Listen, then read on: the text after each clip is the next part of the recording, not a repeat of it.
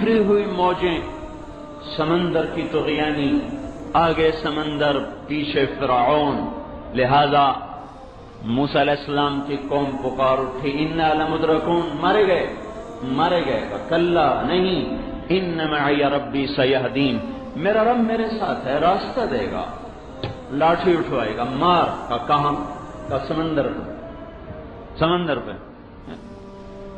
گویا اللہ تعالیٰ یہ لاٹھی عقل والوں کے سر پہ مروا رہے ہیں، اور موسیٰ علیہ السلام کہتے یا اللہ سمندر پہ مارنے کا کیا فائدہ، لاٹھی کہو میں فرعون کے سر پہ ماروں تو فائدہ تو فرعون کے لشکروں پر چھوڑ دوں، سانپ بن جائے اور کھا جائے گی، یہ کیا کہہ رہے ہو سمندر پہ لاٹھی مارو، یہ لاٹھی مارنے کا فائدہ کیا ہوگا، مارو فاضرب بعصاک البحر، لاٹھی ماری، فانفلق البحر، جب سے دھرتی بنی زمین آسمان نے پانی کو بہتے دیکھا، پھٹتے نہیں دیکھا، ٹھہرتے نہیں دیکھا، آج چشم فلک حیران ہے، کائنات بھی حیران ہے کہ یہ کیا ہوا کہ ایک دم سمندر 12 ٹکڑوں میں تقسیم ہو کے 12 راستوں میں تبدیل ہو گیا، اور کل فرق کان کالطود العظیم، ہر پانی کے جو ایک حصہ تھا ایسے ہو گیا جیسے ریت کا ٹیلا، ایسے پانی جم کے کھڑا ہو گیا، برف نہیں بنایا، برف تو جم جاتی ہے، برف نہیں تھا، پانی تھا، ایک قطرہ دائیں بائیں نہیں ہوا، اور موسیٰ علیہ السلام کی ساری قوم اندر اتر گئی، اندر اتر کے وہ پریشان ہوئے، پتہ نہیں دائیں بائیں والوں کا کیا حال ہے، تو اللہ نے سارے پانی میں کھڑکیاں پیدا کر دی، ایک دوسرے کو دیکھتے جا رہے چلتے جا رہے، دیکھتے جا رہے چلتے جا رہے، پیچھے فرعون بھی آ گیا، وہ بھی اترا تو بنی اسرائیل گھبرائے، وہ بھی آیا، تو اللہ تعالیٰ نے موسیٰ علیہ السلام سے کہا بترک البحر رہوا انہم جند مغرقون، چھوڑ دو سمندر اسی طرح، تو پار ہوگا، یہ اندر ہوگا، تیرے سامنے ان کو ڈبو کے دکھا دوں گا، وہ پار ہوئے، وہ اندر ہوا، جب آخری سپاہی بھی اندر آ گیا تو اللہ نے سمندر سے کہا اپنی اصلی حالت پہ آ جاؤ، وہ پھر مل گیا، اللہ تعالیٰ نے سارے لشکر کو بحیرہ قلزم کی مچھلیوں کی خوراک بنا دیا، کیا سمجھایا ہمیں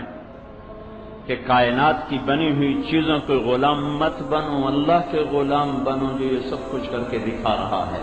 10 برس کی تحقیق تھی، ڈنڈا یوں یہاں رکھ کے ٹیک لگائے گا، وہ 2 شاخہ تھا ایسے ڈنڈا، اس پہ یوں ٹیک لگا کے بکریاں چرا رہے، پھر اسی سے یوں پتے جھاڑ رہے، پھر اور اس سے کام لے رہے، اللہ نے کہا القھا وما تلک بیمینک یا موسیٰ، یہ کیا ہے، کہا یہ عصایا، ڈنڈا ہے، اتوکا علیہا، ٹیک لگاتا ہوں، احش بعلی غنمی، پتے جھاڑتا ہوں، ولی فیہا معارب اخرى، اور بڑے کام لیتا ہوں، قال القھا، انہوں نے پھینکا، فالقاہا، پھینکا، فاذا ہی حیۃ تسعى، وہ جو یوں گرا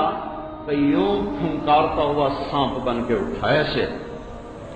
اور وہ حیۃ زہریلا، جان پھرتیلا، ثعبان عظیم الجثہ، 3 مختلف قسموں کا سانپ ایک سانپ میں داخل ہو گیا، لمبائی میں ثعبان اژدہا، زہر میں حیہ،